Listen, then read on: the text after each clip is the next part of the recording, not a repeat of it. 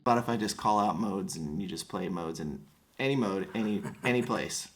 Okay. Let's try that for a second. So, see, G Dorian. G Dorian. What key in? One flat. One flat, commonly called the key of F. F. But you're not on an F chord. No. That's another thing that's surprising to most people about the modes. Chords control your mode you're in. Yes. Chords is harmony. They're strong sound. Versus one note of a scale. Ding! That doesn't very much describe anything, although it can. But you play an A note, that could be a third of F. That could be a 1 of A. It could be a 5 of D. It could be a 2 of G. See? So to establish what scale you're in, you'd have to know where the A note belongs. Yes.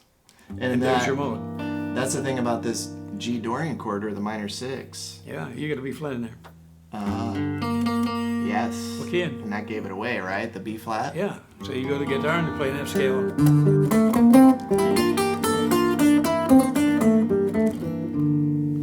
The thing that you taught me that really made that make sense was, because you have a B flat, what key does B turn flat in? And it turns flat in F. You automatically know you have all the one flat all across the fretboard now. Yeah, that chord can be in many different keys. But if you're in F, that's a 5 chord. It's a C with a 5 and a bass. Or G minor 6, if you want to call it G minor. Any of those scales work with that. Okay, so if I play C dominant, you got to be flat in there. You're in the same key. Same key. Yeah. What if I play D dominant? Okay, you got an F sharp in your chord. So we have to be What in key G, we in? right? Okay. D is what number of G? It's the 5. Mixolydian. Mixolydian. What does that sound like? D mixo. Oh, hey, now listen. Oh yeah. Now, after you learn these things and you're hearing somebody play, you'll be able to tell exactly what scale they're using to accomplish what they're doing. That's a really important thing.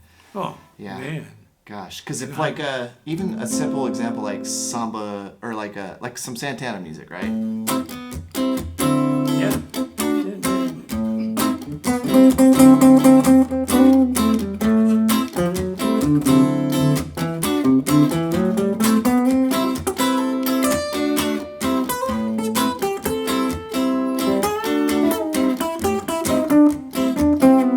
Put some bends in there. Yeah. He uses bends, man. Oh yeah. So what were you playing in there? Just basically A Dorian. Dorian. Okay, there you go. So I start playing this, and you automatically know Dorian because. Are you back to that? You got the F sharp in it. Yep, the F sharp. Yep. So it's a. Yeah. Is it a 1-4 in Dorian, or is it a 2-5 in G? It can be different things, man. It depends on your knowledge of it. Gotcha.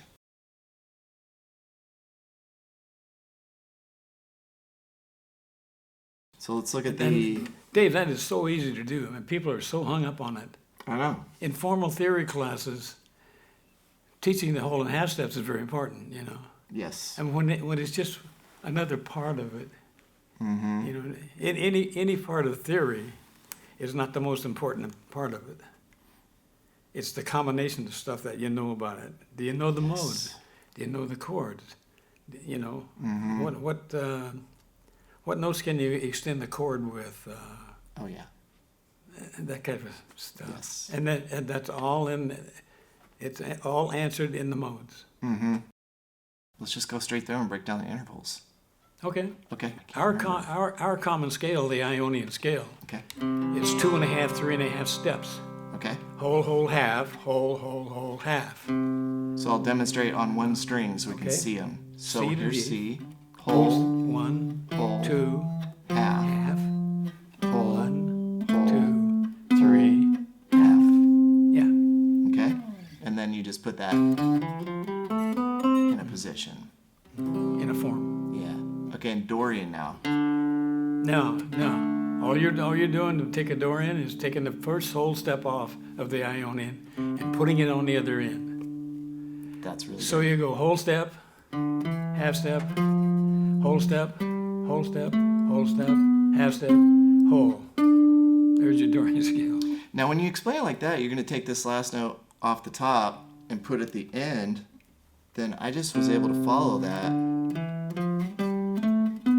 It's the same thing. It's just a different way of Yeah. putting the modes, the whole and half steps together. If we were to do E Phrygian, same key. Now you're taking both whole steps off the front, putting it over on the end. Okay. So you're starting with the half step now. Yeah. And then a 3 whole whole. steps, 3 whole steps, half step. half step, whole step. There's your E Phrygian. There it is. Yeah, that's interesting. That confused me for many years. That's really good. So, okay, next one is F Lydian. Now you're starting on the whole steps. Okay. 3 whole steps. What's the common thing about a Lydian scale that we look for? Major third How about a sharp 4? and a sharp 4. Okay. When we do 3 whole steps, it adds the sharp 4 in there. Yeah. That third whole step is the sharp 4. Yeah. Interesting. So we go from F, whole, whole, whole.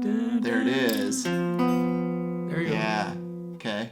So 3 whole steps. So whole, whole, whole, half, 2 whole steps whole, and a half. There's your F Lydian. 4. And you put that with an F major 7. Do it again.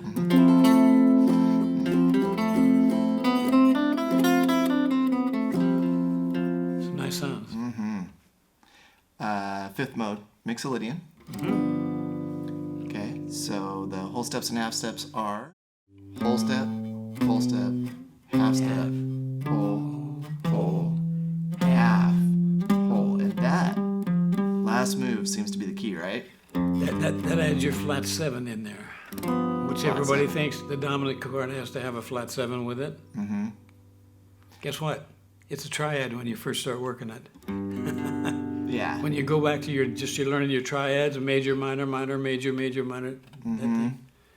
That's where all your chords start there. Just a straight triad, yeah. It doesn't have a flat 7 on it. But most teachers teach that to make a dominant chord on it, you got to have a flat 7 with it. No. Well, if it's a G, it's a 5. Yeah. But it's a triad to start with. Right. And then you add the first extension would be a flat 7. Right. And they want to do that because it resolves to the third of the 1 chord. Yep. It's the leading tone of where you're going. Yeah, that's really nice. So the whole, so basically, mixo is whole, half, whole, half, whole.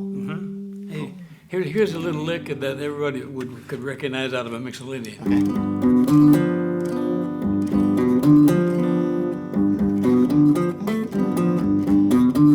Ready, one man. Oh yeah. That's great. Yeah. I remember hearing that song as a kid, the Van Halen version though. Oh, okay. What are we on? Aeolian? Aeolian. Okay, so That relative minor, they call it. relative minor, Aeolian. We're still in no sharps or flats. All right. So now we're going from A to A. Well, you're starting on the 6th note of the scale, if you want to divide it that way. Okay. Now, I've learned in working on flamenco, and flamenco is very timely. You got to have the right accents and stuff in it to be like playing between a bulería and soleá. So it's the same count: 1, 2, 3, 4, 5, 6, 7, 8, 9, 10, 11, 12. 1, 2, 3, 4, 5. But you're breaking it up differently, and then you get a feel for it. And it starts at different points in the rhythm. That's what I'm Kind of saying. like the modes. Yeah. Yep. All these little connections. Oh, man. Yep. Well, for over my years of 54 years of teaching, I've learned quite a bit of those little connections. You're associating. And nobody will ever know all. That's not saying I know a whole lot, because I think no matter where you're at in music, you're just starting. You're just starting in, man.